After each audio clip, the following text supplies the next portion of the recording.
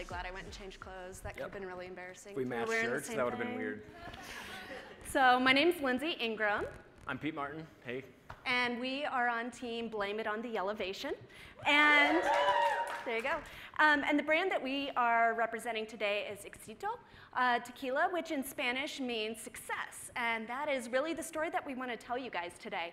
And speaking of stories, we went through a great exercise the other day all about storytelling and writing down a story about your brand. And everyone sit back, get comfortable. Imagine you have cookies and milk because I'm going to tell that story. Not going to lie, I have 2 kids. I'm a pretty good storyteller. So once upon a time, there was a tequila brand that no longer felt like part of the in crowd. All of his friends had grown up and were moving on. This left him alone, sad, and feeling unwanted. So the tequila went out into the world to find new friends and prove how fun he could be. He put his best clothes on and went to the best parties he could find. He wanted to be where the energy was again. He wanted to feel the love. Knowing the best way to make friends is to be a good listener, Tequila didn't talk very much about himself. He supported those around him. He lifted them up. He asked them about their days, and he celebrated their successes. As the night went on, he made more and more friends. Tequila didn't interrupt the party. He enhanced it. People discovered having him around turned their party up a few notches. In fact, Tequila gave them more reasons to celebrate. They didn't have to wait for the weekend to have a good time anymore. And Tequila was happy. So we really feel like this is embodying what our brand is. We know that our audience is young. We know they're a millennial audience, but they're more in that transition phase of millennials. There are people that are on the older end of millennials. But these people are around the age 24. They're starting new jobs. They're done with the college days, but they don't want to let go of that fun. They're trying to find ways to hold on to that. And for that reason, they're unapologetic about the fact that, hey, I'm working hard, I'm trying to make a name for myself, but I still deserve to have fun in a great way. They're energetic. If they go out, they don't want to go out and just sit in the back booth. Most nights they want to be social. They want to make new friends. They want to sit back and have fun. And so they're celebratory. If they have any little reason to celebrate, they're going to be very vocal about it. And for that reason, we want to identify with them and the fact that they're celebratory. We have the opportunity to be participatory with those people. We want to be part of that conversation because what this brand is exactly who we're trying to talk to. And for that reason, we've kind of identified where we see our competitive set. You can see like Patron and 1800, they're special occasions. They kind of play themselves off as we're sipping brands, we're high-end and high quality. And you know what, we're high quality too, but we're lower price point, and we think that we can be an everyday brand. We don't have to wait for that big promotion to whip us out. We're not going to be something that is like champagne where it's only on special occasions. We can celebrate every day, but we're better than that plastic jug that you grabbed when you were in college, you know? For sure. So.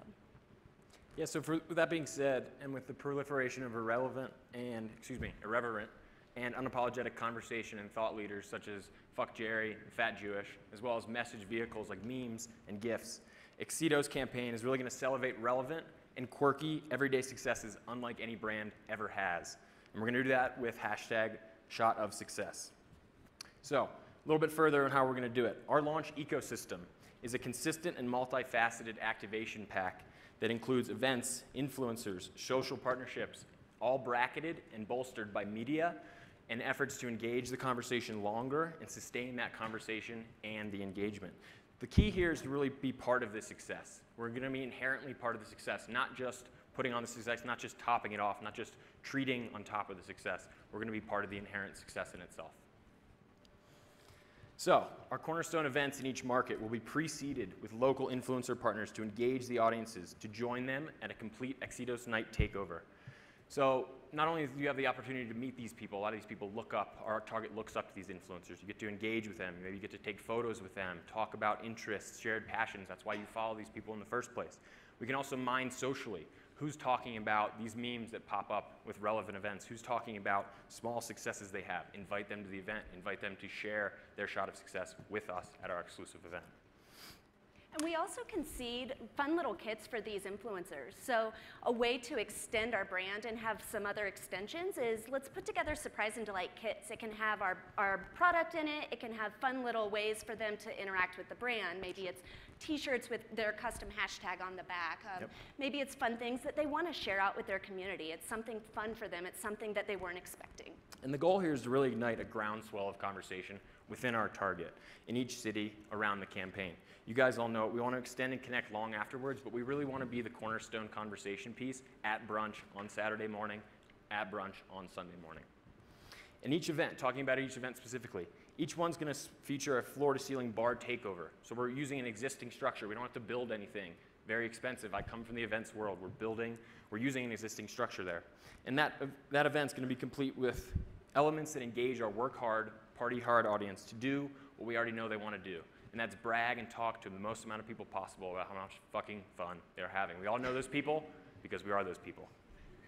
And the way we're going to do that is basically use some elements for on-site activation. So is it a success confessional? You're able to post directly to your social platforms from a confessional type photo booth in the back of the bar. Is it a bartender GoPro, Periscope opportunities there? Can we work a first ever partnership with Venmo to pay using emojis, tweet for shots, capabilities there? And this is a great way for distributors and the actual bars to get involved with the brand. So they have GoPros on their heads. They're really documenting. They're seeding the question. What was your small success today? Why are you ordering this shot of tequila? And it's also a great way for us to encourage other bars to interact with us. You want us to come and host this big event at your bar next time? Okay, well, you guys start interacting with us on a social platform. We can totally bring the party to your bar next time. And this is just year one. There's plenty of opportunities for year 2, year 3 in other markets. So as we're pushing this content out on a national level, other markets can start talking to us and asking us to bring that party there. Consumers can start asking for the party, and we'll totally listen to them. And so that kind of leads to where are we starting? We've identified 4 markets that really resonate with this younger and changing millennial. So Austin and Portland, and then specifically in Chicago, Wicker Park, and out of New York, Brooklyn. These are also high consumers of tequila, and what we want to do is give them the opportunity to be the trendsetters. You guys are already looking for that new idea. So here's our campaign, here's our new idea, and then other markets are going to want to follow as well. So some things to sustain the conversation, sustain engagement. Really the hashtag A Shot of Success, user-generated and influencer content will live on our channels. Really leverage that stuff. Some other things you see here. The surprise and delight moments with those influencers will be very important moving forward. So how does this stuff come to life in real life, Pete? Well, good question. Here are some hashtag Shot of Success examples. Take a look at them. My favorite, bottom left, shirtless bro. Hashtag fit in my pants today. Good on you. Nicely done. Shout out to my teammate Brittany with the towel wrapped around her head. She finally washed her hair. First time this entire camp. Thank you. I'm not kidding. And our judges participated. Thank you, Vicky. Thank you, Greg, for sharing your hashtag Shot of Success with us. Appreciate it. And with that being said, if first you don't succeed, take a shot of tequila and try again. With that being said, I would like to offer a toast with our judges to the entire camp, especially Greg. You promised to take this with me. So, to the entire camp, seriously, my hashtag Shot of Success, very successful Digiday Innovation Camp 2015. We feel very lucky to go last, so I can say that. Cheers. You're taking it with me.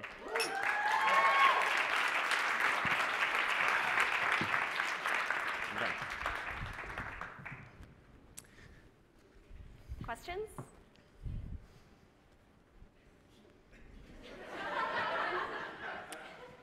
We liquored you up first just for that purpose. So you went, I think, a different direction from some of the other teams, and you sort of embraced the kind of young, fun, party hard, party now. Yeah. Can you talk about your thinking around that? Yeah. I mean, tequila inherently is a brand that people are automatically going to think about shooting. I bartended for 3 years. I understand people, especially millennials, aren't going to come in and say, give me your best sipping tequila. So we want to embrace that, but we also want to change the mindset of this doesn't have to be just I'm getting drunk. We want it to be tied to an emotion.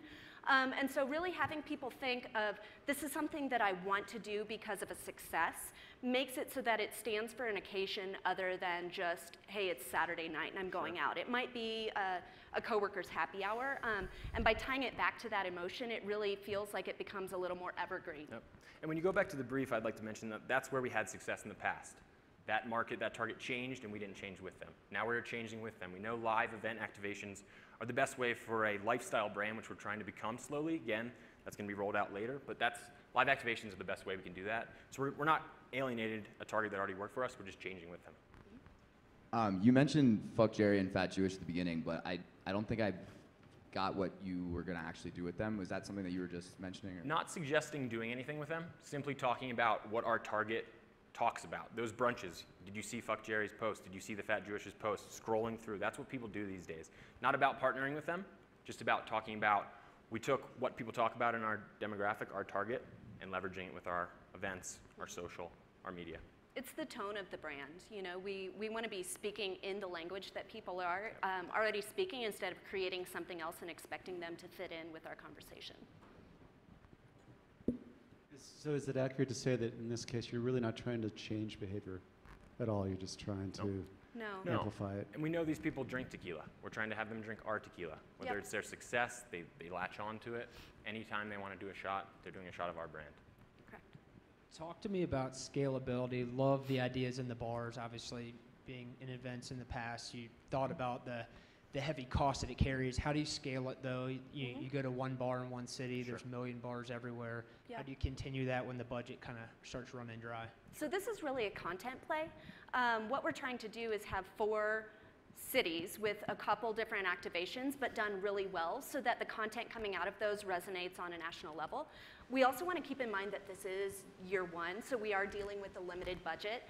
Moving forward, based on success, hopefully we would be able to explode that budget out a little bit more. But we do know that the content needs to be quality and it needs to be coming from advocates, so we're just trying to build those advocates and have those conversations work for us. And I'll just say one thing on scalability. We want to. No, no. Nice try, Thank you. Nice try.